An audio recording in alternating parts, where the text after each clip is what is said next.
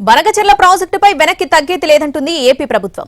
కేంద్ర జలశక్తి మంత్రితో సమావేశంలో బనకచెర్లపై మాత్రమే చర్చించాలని సింగిల్ అజెండా ఇచ్చింది. మరోవైపు బనకచెర్ల ప్రాజెక్టును తీవ్రంగా వ్యతిరేకిస్తుంది తెలంగాణ.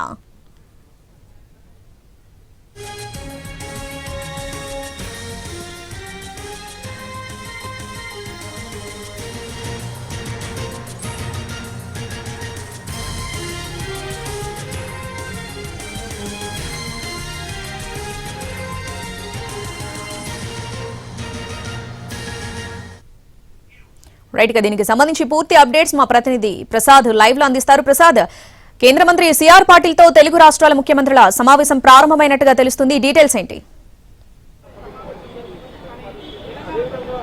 ప్రధానంగా ఇప్పుడే కొద్ది నిమిషాల క్రితమే ఇరు రాష్ట్రాల ముఖ్యమంత్రులు జలశక్తి మంత్రిత్వ శాఖ కార్యాలయాన్ని చేరుకున్నారు. కారణం కేంద్ర జలశక్తి మంత్రి కేంద్ర కేబినెట్ సమావేశంలో పాల్గొనడం వల్ల ఒక అరగంట పాటు ఆలస్యమైంది. ప్రధానంగా ఈ సమావేశం ఇరు రాష్ట్రాల మధ్య ఉన్నటువంటి నదీ జలాల వివాదాలకు సంబంధించి ఇరు రాష్ట్రాల యొక్క వాదనలు విన్న తర్వాత కేంద్రం ఒక నిర్ణయం తీసుకొని ఇరు రాష్ట్రాలకు న్యాయం చేసే విధంగా పరిష్కారం చేసే విధంగా నిర్ణయాలు తీసుకునేందుకు అవకాశం కోసమే ఈ సమావేశాన్ని ఏర్పాటు చేయడం జరిగింది. గత సోమవారం నాడు 14వ తేదీన ఇరు రాష్ట్రాలకు కూడా నోటీసులు పంపించారు. అదేవిధంగా తమ వాదనలు తమకున్నటువంటి అన్ని అభ్యంతరాలను కూడా ఇరు రాష్ట్రాలు కూడా లిఖితపూర్వకంగా రాసుకుని ఆ మేరకు ఇరు రాష్ట్రాలు వాటిని ఒకరికొకరు ఇచ్చుకోవడంతో పాటు కేంద్ర జల మంత్రిత్వ శాఖ కూడా అందజేయాలని చెప్పడం జరిగింది. ప్రధానంగా ఈ సమావేశంలో తెలంగాణ వాదనలు ఆంధ్రప్రదేశ్ వాదనలు విన్న తర్వాత కేంద్రం ఒక నిర్ణయం తీసుకునే అవకాశం ఉంది. ముఖ్యంగా ఈ వివాదం అంతా కూడా జల వివాదాలకు సంబంధించిన అంశం అంతా కూడా బనకచెర్ల ప్రాజెక్టు ప్రతిపాదించడంతోనే వచ్చింది. బనకచెర్ల ప్రాజెక్టును గోదావరి నదీ జలను రాయలసీమ ప్రాంతానికి తరలించి పెన్నా నదికి బేసిన్కి దాన్ని కలపాలని చెప్పి ఆ జలను తరలించాలని చెప్పి ఈ ప్రాజెక్టును చేపట్టడం జరిగింది. ఈ ప్రాజెక్టు తర్వాతనే తెలంగాణ ప్రభుత్వం తీవ్రమైనటువంటి అభ్యంతరం వ్యక్తం చేసింది. చాలా వేగంగా బనకచెర్ల ప్రాజెక్టుకు ఏపీ ప్రతిపాదనకు అంగీకరించడం అదేవిధంగా అనుమతులు మంజూరు చేయడం అన్నది చాలా తీవ్రమైనటువంటి అభ్యంతరకరం. దీన్ని వెంటనే ఆపు చేయాలి. తెలంగాణ ఎప్పటి నుంచో గోదావరి నదీ జలాలను వాడుకునేందుకు గాను అనేక ప్రాజెక్టులు ప్రతిపాదించింది. కేంద్రం వద్ద అవన్నీ కూడా పెండింగ్ లో ఉన్నాయి. వాటిని పరిశీలించి ఏ మేరకు ఈ జలాలను వాడుకునేందుకు అవకాశం ఉందో లెక్కలు కట్టి ఆ మేరకు నీటి లభ్యతను ఆధారం చేసుకుని ప్రాజెక్టులు కట్టేందుకు అనుమతులు మంజూరు చేయాలి. కానీ ఈ రకంగా ఏకపక్షంగా తీసుకున్న నిర్ణయాలను ప్రతిపాదనలను ఏమాత్రం కూడా కేంద్రం అంగీకరించకూడదు. అదేవిధంగా అనుమతులు కూడా మంజూరు చేయరాదని చెప్పి చాలా గట్టిగా తెలంగాణ ముఖ్యమంత్రి రేవంత్ రెడ్డితో పాటు సాగునీటి శాఖ మంత్రి ఉత్తమ్ కుమార్ రెడ్డి కూడా స్వయంగా ఢిల్లీకి వచ్చి కేంద్ర జలశక్తి మంత్రిని కలిసిన తర్వాత వీటిపై చాలా తీవ్రమైన అభ్యంతరాన్ని కూడా వ్యక్తం చేశారు. ఆ తర్వాతనే కేంద్రం స్పందించి ఆ మేరకు బనకచెర్ల ప్రాజెక్టును పునఃపరిశీలించాలని చెప్పి ఏపీకు తిరిగి పంపించడం జరిగింది. ఆ మేరకు కేంద్ర జల సంఘం ముందుగా గోదావరి నదిలో ఉన్నటువంటి నీటి లభ్యత ఏ రకంగా ఉంది, వాటిని అంచనా వేసుకోవాలి, లెక్కలు కట్టాలి. అదేవిధంగా ఏ ప్రాజెక్టును ఏ రకంగా కట్టుకునేందుకు అవకాశం ఉందని చెప్పి ఆ మేరకు నిర్ణయం తీసుకోవాల్సి ఉంది.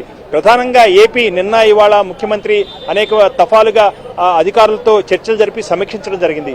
దాదాపు 1000 నుంచి 1500 టీఎంసీల నీరు వృధాగా సముద్రంలో కలిసిపోతున్నటువంటి గోదావరి నదీ జలాలను కేవలం 200 టీఎంసీ మాత్రమే బనకచెర్ల ప్రాజెక్టు ద్వారా పెన్నా నది బేసిన్కు తరలించి ఆ మేరకు రాయలసీమకు ఊరట కలిగించే రీతిలో ఈ ప్రాజెక్టు ఉపయోగపడుతుందన్న ఒక అభిప్రాయంతోనే ఈ మేరకు ప్రతిపాదనలు చేశామన్న అంశాన్ని చాలా గట్టిగా ఈ సమావేశంలో వినిపించేందుకు అంతా కూడా సమాయత్తమయ్యారు. దాదాపు పూర్తి స్థాయిలో వృధా జలాలను వాడుకునేందుకు మాత్రమే తాము ఈ ప్రతిపాదన చేశాము. అదేవిధంగా తెలంగాణకి ఏమాత్రం కూడా నష్టం కాదు. అదేవిధంగా తెలంగాణలో అనేక 11 ఏళ్లుగా గోదావరి నదిపై అనేకటువంటి ప్రాజెక్టులు కట్టారు.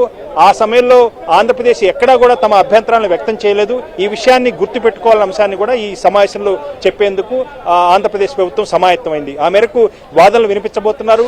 బనకచెర్ల ప్రాజెక్టు వల్ల ఎవరికీ నష్టం లేదు, తెలంగాణకు నష్టం లేదు. అదేవిధంగా పూర్తిగా ఈ గోదావరి నది పరివాహక ప్రాంతంలో ఉంటున్న అన్ని రాష్ట్రాలకు కూడా ఏమాత్రం కూడా ఉపయోగం లేదు. కింది రాష్ట్రంగా ఉన్నటువంటి ఆంధ్రప్రదేశ్ కేవలం 200 టీఎంసీ మాత్రమే ఈ ప్రాజెక్టు ద్వారా రాయలసీమకు తరలించాలని చెప్పి ప్రతిపాదన. కాబట్టి దీనికి నష్టం లేని ఈ ప్రాజెక్టుకు అభ్యంతరాలు చెప్పొద్దు. ఇది కేంద్రం కూడా అర్థం చేసుకోవాలి, తెలంగాణ ప్రభుత్వం కూడా అర్థం చేసుకోవాలి, దానికి అనుమతించాలని చెప్పి ఆంధ్రప్రదేశ్ ఈ సమావేశంలో వాదించబోతుంది. అయితే తెలంగాణ వద్ద కూడా చాలా పటిష్టమైనటువంటి వాదనలు ఉన్నాయి. ముఖ్యంగా కృష్ణా నదీ జలాల వివాదం చెందినటువంటి ప్రత్యేక న్యాయస్థానం ట్రిబ్యునల్ ముందు ఆంధ్రప్రదేశ్ ఏదైతే తెలంగాణ వాదిస్తుందో వాటిని అంగీకరించాలి. ఇది కూడా పెద్ద హృదయంతో ఆంధ్రప్రదేశ్ అర్థం చేసుకోవాలి. ఈ వాదనలు అంగీకరిస్తే తమ ప్రాజెక్టులు కూడా ఎలాంటి అభ్యంతరాలు ఉండవు అన్న అంశాన్ని కూడా ఆంధ్రప్రదేశ్ గుర్తించాలని చెప్పి కూడా తెలంగాణ ఈ సందర్భంగా తన వాదనలు వినిపించబోతుంది. దాంతోపాటు తుంగభద్ర నదీ జలాల యొక్క తరలింపు విషయంలో కూడా తెలంగాణకు అభ్యంతరాలు ఉన్నాయి. దీన్ని కూడా ఆంధ్రప్రదేశ్ అర్థం చేసుకోవాలి. దీన్ని అర్థం చేసుకుని తెలంగాణకు సహకరించాలన్న అంశాన్ని కూడా చాలా స్పష్టంగా ఈ సమావేశంలో చర్చించబోతున్నారు. దీంతో పాటు తుమ్మిడిహెట్టి, సమ్మక్క సారక్క, పాలమూరు, రంగారెడ్డి ప్రాజెక్టు ప్రతిపాదనలు ఇప్పటికీ కూడా కేంద్రం వద్ద పెండింగ్లో ఉన్నాయి. కాబట్టి వీటన్నిటిని కూడా దృష్టిలో పెట్టుకుని ఆంధ్రప్రదేశ్ కానీ కేంద్రం కానీ సహకరించాలి.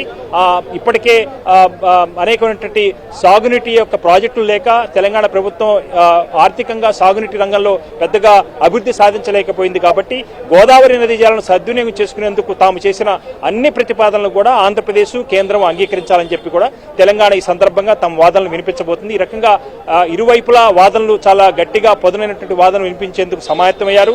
కేవలం ఆంధ్రప్రదేశ్ బనకచెర్ల ప్రాజెక్టుపైనే వాదించాలని చెప్పి సమాయత్తమైనప్పటికీ కూడా పూర్తిగా తెలంగాణ చేసే వాదనల పట్ల వాళ్ళు కూడా స్పందించాల్సి ఉంటుంది. కాబట్టి ఆ అంశాలపై కూడా ఆంధ్రప్రదేశ్ ఏం చెప్పబోతుంది అన్నది ఇక్కడ కీలకం కాబోతుంది. కాబట్టి కేంద్రం యొక్క నేతృత్వంలో, కేంద్రం యొక్క ఆధ్వర్యంలో ఇరు రాష్ట్రాల యొక్క చెందినటువంటి జల వివాదాలను పరిష్కరించేందుకు ఈ సమావేశాన్ని ఏర్పాటు చేశారు. ఈ సమావేశంలో పూర్తిగా వాదనలు విన్న తర్వాత కేంద్రం కొన్ని సూచనలు చేసే అవకాశం ఉంది. అదేవిధంగా కృష్ణానది జలాల యొక్క నిర్వహణ విషయంలో కూడా బోర్డుకు కొన్ని సూచనలు చేయాలి.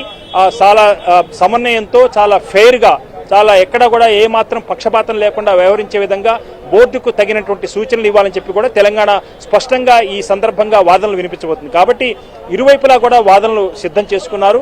కేంద్ర జలశక్తి మంత్రి సిఆర్ పాటిల్ నేతృత్వంలో జరగబోతున్న ఈ సమావేశంలో ఉన్నతాధికారులు పాల్గొంటారు. అదేవిధంగా తెలంగాణ సాగునీటి మంత్రి ఉత్తమ్ కుమార్ రెడ్డి తెలంగాణకు ఏ రకంగా నష్టం కాబోతుంది, ఏ రకంగా ప్రాజెక్టును నిలుపుదల చేశారు, దీనివల్ల తెలంగాణకు జరుగుతున్నటువంటి అన్యాయం ఏంటి అన్న అంశాన్ని పవర్ పాయింట్ ప్రజెంటేషన్ ద్వారా ఈ సమావేశంలో వివరించబోతున్నారు. ఇటు ఆంధ్రప్రదేశ్ ముఖ్యమంత్రి సమక్షంలో, అదేవిధంగా కేంద్ర జలశక్తి మంత్రి సమక్షంలో తెలంగాణ చాలా గట్టిగా తన వాదనలు వినిపించేందుకు కూడా సమాయత్తమవుతుంది. ఈ రకంగా ఇరు రాష్ట్రాలు కూడా తమ వాదనలు విన్న తర్వాత కేంద్రం ఏ రకంగా నిర్ణయం తీసుకుంటుందన్నది వేచి చూడాల్సి ఉంది. దీనికి సంబంధించి కొన్ని సూచనలు చేసే అవకాశం ఉంది. ఇటు కృష్ణా నది నిర్వహణ బోర్డు కానీ, అదేవిధంగా గోదావరి నది నిర్వహణ బోర్డు కానీ, ముఖ్యంగా ఈ ట్రిబ్యునల్ ప్రత్యేక న్యాయస్థానాల్లో జరుగుతున్న వాదనల విషయంలో కూడా ఆంధ్రప్రదేశ్ తెలంగాణకు సహకరించాలన్న అంశంపై చాలా స్పష్టంగా ఈ సమావేశంలో చెప్పబోతున్నారు. చాలా కీలకమైన సమావేశం.